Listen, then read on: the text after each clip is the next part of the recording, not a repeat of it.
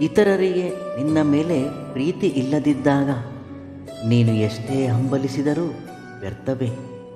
ಒಬ್ಬ ಮನುಷ್ಯನಿಗೆ ಒಂದು ಕಡೆ ನಿಲ್ಲುವುದು ಸುಲಭ, ಅದೇ ಓಡುವುದು ಸ್ವಲ್ಪ ಕಷ್ಟವೇ.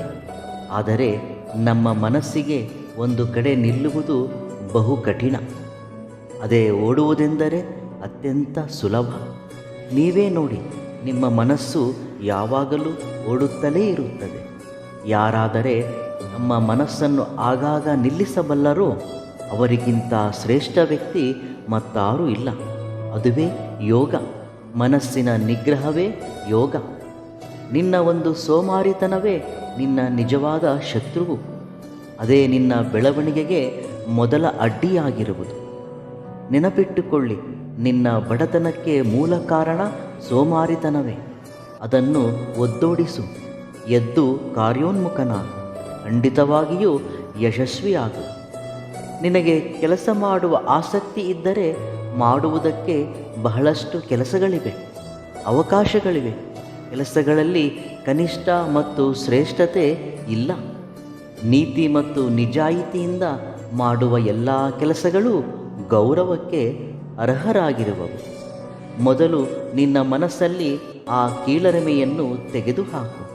ಯಾವುದೇ ಕೆಲಸಗಳು ಇಷ್ಟಪಟ್ಟು ಮತ್ತು ಶ್ರದ್ಧೆಯಿಂದ ಮಾಡಿದರೆ ಅದು ಶ್ರೇಷ್ಠ ಕೆಲಸ.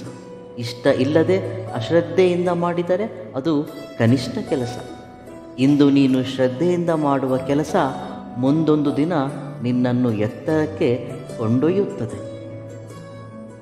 ನಿನ್ನ ಹತ್ತಿರ ಎಷ್ಟೇ ಸಂಪತ್ತು ಇದ್ದರೂ ಮತ್ತು ಶಾರೀರಿಕವಾಗಿ ಎಷ್ಟೇ ಬಲ ಹೊಂದಿದ್ದರೂ ಮಾನಸಿಕ ಪ್ರಶಾಂತತೆ ಒಂದು ಇಲ್ಲದಿದ್ದರೆ ಎಲ್ಲ ಇದ್ದರೂ ವ್ಯರ್ಥವೇ. ನೀವು ಜೀವನದಲ್ಲಿ ಪ್ರಶಾಂತವಾಗಿ ಇರಬೇಕೆಂದರೆ ಅನಗತ್ಯವಾಗಿ ಯಾವುದನ್ನು ಅಂಟಿಸಿಕೊಳ್ಳಬೇಡಿ. ಹಾಗೆ ಕೆಲಸಕ್ಕೆ ಬಾರದ ವಿಷಯಗಳಿಗಾಗಿ ತಲೆಕೆಡಿಸಿಕೊಳ್ಳಬೇಡಿ.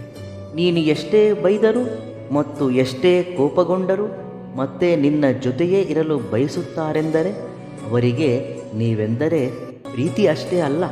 ಈ ಪ್ರಪಂಚದಲ್ಲಿ ನಿಮಗಿಂತ ಮುಖ್ಯವಾದದ್ದು ಯಾವುದೂ ಇಲ್ಲವೆಂದು. ನಿಜವಾದ ಪ್ರೀತಿಗೆ ಯಾವುದೇ ಮಿತಿಗಳಿಲ್ಲ, ಪ್ರೀತಿಗೆ ಯಾವುದೇ ನಿರೀಕ್ಷೆಗಳಿಲ್ಲ. ಯಾವುದೇ ಕೆಲಸವನ್ನು ಅಪನಂಬಿಕೆಯಿಂದ ಆರಂಭಿಸಬೇಡ, ಏಕೆಂದರೆ ನಿನ್ನ ಮೇಲೆ ನಿನಗೇ ಇರುವ ನಂಬಿಕೆಯೇ ನಿನ್ನ ಯಶಸ್ಸಿಗೆ ಮೊದಲ ಹೆಜ್ಜೆ. ಬರುವುದು ಮತ್ತು ಹೋಗುವುದು ನಮ್ಮ ಕೈಯಲ್ಲಿ ಇರುವುದಿಲ್ಲ. ಪ್ರೀತಿ ಮತ್ತು ಅಭಿಮಾನವನ್ನು ಹಂಚುವ ವ್ಯಕ್ತಿತ್ವ ಮಾತ್ರವೇ ನಮ್ಮ ಕೈಯಲ್ಲಿ ಇರುತ್ತದೆ. ನಿನಗೆ ಜೀವನದಲ್ಲಿ ಯಶಸ್ಸು ಸಿಗಬೇಕೆಂದರೆ ನಿದ್ದೆ ಬಿಟ್ಟು ಪ್ರಯತ್ನಿಸು, ಅಷ್ಟೇ ಹೊರತು ಮಲಗಿ ಕನಸು ಕಾಣಬೇಡ. ಕನಸು ಕಾಣಬೇಕೆಂದರೆ ನಿದ್ದೆ ಮಾಡಿದರೆ ಸಾಕು. ಆದರೆ ಆ ಕನಸುಗಳನ್ನು ನನಸಾಗಿಸಬೇಕೆಂದರೆ ನಿದ್ದೆ ಮಾಡದೆ ಶ್ರಮವಹಿಸಬೇಕಾಗುತ್ತದೆ. ಹೊಟ್ಟೆ ಸುಟ್ಟವನಿಗೆ ತುತ್ತಿನ ಬೆಲೆ ತಿಳಿಯುತ್ತದೆ, ಹಾಗೆ ಕಷ್ಟಪಟ್ಟವನಿಗೆ ಬದುಕಿನ ಬೆಲೆ ತಿಳಿಯುತ್ತದೆ. ಒಬ್ಬ ಮನುಷ್ಯನಿಗೆ ಗಾಯದಿಂದ ಉಂಟಾದ ನೋವು ಕೆಲವು ದಿನಗಳವರೆಗೆ ಮಾತ್ರ ನೋಯಿಸುತ್ತದೆ, ಆದರೆ ಚುಚ್ಚು ಮಾತಿನಿಂದ ಉಂಟಾದ ನೋವು ಮಾತ್ರ ಜೀವನ ಪೂರ್ತಿ ನೋಯಿಸುತ್ತಲೇ ಇರುತ್ತದೆ. ಯಾವುದೇ ವ್ಯಕ್ತಿಗಾಗಲಿ ಸಂಪತ್ತು ಇಲ್ಲದಿದ್ದರೂ ಸಂಸ್ಕಾರವಿದ್ದರೆ ಜೀವನ ತೃಪ್ತಿದಾಯಕವಾಗಿರುತ್ತದೆ. ಅದೇ ಸಂಪತ್ತು ಇದ್ದು ಸಂಸ್ಕಾರ ಇಲ್ಲದಿದ್ದರೆ ತನ್ನ ಜೀವನದಲ್ಲಿ ತನ್ನನ್ನು ಬಿಟ್ಟು ಮತ್ತಾರೂ ಇರುವುದಿಲ್ಲ. ಅದಕ್ಕೆ ಸಂಪತ್ತಿನೊಂದಿಗೆ ಸಂಸ್ಕಾರವೂ ಇರಬೇಕು. ನೀವು ಇರುವುದನ್ನು ನಿರ್ಲಕ್ಷಿಸುತ್ತಾ ಮತ್ತು ಇಲ್ಲದಿರುವುದಕ್ಕಾಗಿ ಹಾಹಾಕಾರ ಪಡುವ ದಿನಗಳೆಲ್ಲ ನೀವು ಸಂತೋಷವಾಗಿರಲು ಸಾಧ್ಯವಿಲ್ಲ. ಧೈರ್ಯವಂತ ಜೀವನದಲ್ಲಿ ಒಂದು ಬಾರಿ ಮಾತ್ರವೇ ಮರಣಿಸುತ್ತಾನೆ, ಆದರೆ ಹೇಡಿ ಮಾತ್ರ ತಾನು ಭಯಪಡುವ ಪ್ರತಿ ಸಂದರ್ಭವೆಲ್ಲ ಮರಣಿಸುತ್ತಲೇ ಇರುತ್ತಾನೆ. ಧೈರ್ಯವೆಂದರೆ ಜೀವನದಲ್ಲಿ ಏನಾದರೂ ಭಯಭೀತಿಗೊಳ್ಳದಿರುವುದೇ. ಯಾವುದೇ ವ್ಯಕ್ತಿಗೆ ತನ್ನ ಪ್ರಧಾನ ಶತ್ರುವು ಅವನ ಭಯ. ಭಯ ಅನ್ನುವುದು ಇಲ್ಲದಿರುವ ರೋಗವನ್ನು ತಂದೊಡ್ಡುತ್ತದೆ. ಅದಕ್ಕಾಗಿ ಏನಾದರೂ ಸರಿ ಧೈರ್ಯದಿಂದ ಇರುವುದನ್ನು ಮರೆಯಬೇಡ. ಯಾವಾಗಾದರೆ ಒಬ್ಬ ಮನುಷ್ಯ ಅಧಿಕವಾಗಿ ಕೇಳುವುದನ್ನು ಅಭ್ಯಾಸ ಮಾಡಿಕೊಳ್ಳುತ್ತಾನೋ ಆಗಲೇ ಅಧಿಕವಾಗಿ ಕಲಿಯುತ್ತಾನೆ. ಗೆಲ್ಲದೇ ಇರುವುದೇ ಸೋಲಲ್ಲ, ಮತ್ತೆ ಮತ್ತೆ ಪ್ರಯತ್ನಿಸದೇ ಇರುವುದೇ ನಿಜವಾದ ಸೋಲು. ನೀವು ಗುರಿ ತಲುಪಲು ಮಾಡುವ ಪ್ರಯತ್ನದಲ್ಲಿ ನಿಮಗೆ ಎದುರಾಗುವ ಅಡ್ಡಿ ಆತಂಕಗಳು ನಿಮ್ಮನ್ನು ಎಷ್ಟೋ ರೀತಿಯಲ್ಲಿ ನೋಯಿಸುತ್ತದೆ. ನೀವು ಗುರಿಯನ್ನು ತಲುಪಿದ ಮೇಲೆ ನಿಮಗೆ ಸಿಗುವ ಆನಂದ ಮತ್ತು ಸಂತೋಷದ ಮುಂದೆ ನೀವು ಪಟ್ಟ ಶ್ರಮವೆಲ್ಲ ಶೂನ್ಯವೆನಿಸುತ್ತದೆ. ಜೀವನದಲ್ಲಿ ಕಷ್ಟಗಳು ಬರುತ್ತವೆ ಹೋಗುತ್ತವೆ. ಬಂದಾಗ ಭಯಪಡಬೇಡ. ಹಾಗೆ ಅವು ಹೋಗುವವರೆಗೂ ಶ್ರಮವಹಿಸಿದರೆ ಕಷ್ಟಗಳು ಮಾಯವಾಗುತ್ತವೆ. ನೀವು ಭಯದಿಂದ ಯಾವುದೇ ಕೆಲಸ ಮಾಡಿದರೂ ಅದರಲ್ಲಿ ಪರಿಪೂರ್ಣತೆಯನ್ನು ಸಾಧಿಸಲಾರಿರಿ. ನೀವು ವಿವೇಕದಿಂದ ಮಾಡುವ ಯಾವುದೇ ಕೆಲಸ ತಪ್ಪದೇ ಫಲಿತವನ್ನು ಕೊಡುತ್ತದೆ. ಬಾಲ್ಯದಲ್ಲಿ ಶಾಲೆಯಲ್ಲಿ ಕಲಿತ ಪಾಠಗಳನ್ನು ಮರೆಯಬಹುದೇನು, ಆದರೆ ಕೆಲವರು ನಿಜ ಜೀವನದಲ್ಲಿ ಕಲಿಸಿದ ಗುಣಪಾಠಗಳನ್ನು ಮಾತ್ರ ಯಾವತ್ತೂ ಮರೆಯಲು ಸಾಧ್ಯವಿಲ್ಲ. ಭಗವಂತನ ನಿರ್ಣಯ ಬಹಳ ವಿಚಿತ್ರವಾಗಿರುತ್ತದೆ.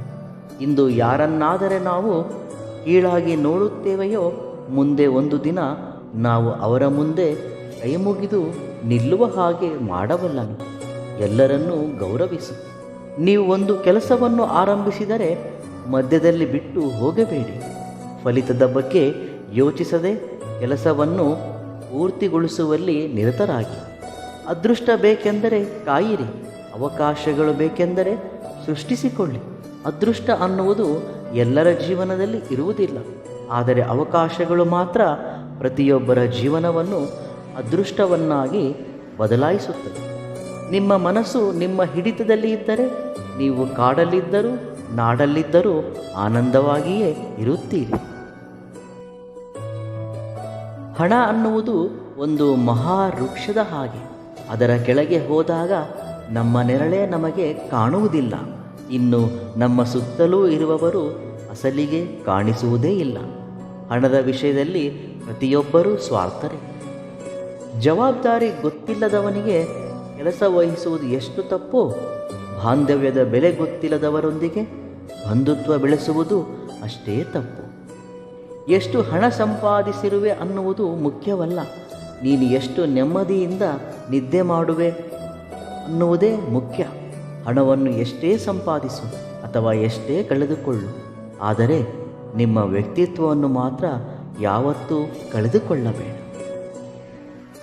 ಇವೆಲ್ಲವುಗಳಲ್ಲಿ ನಿಮಗಿಷ್ಟವಾದ ಸೂಕ್ತಿಯನ್ನು ಕಾಮೆಂಟ್ ಮುಖಾಂತರ ತಿಳಿಸಿ. ವಿಡಿಯೋ ಇಷ್ಟವಾದಲ್ಲಿ ಸಬ್ಸ್ಕ್ರೈಬ್ ಮಾಡಿ ಮತ್ತು ಲೈಕ್ ಮಾಡಿ. ಧನ್ಯವಾದಗಳು.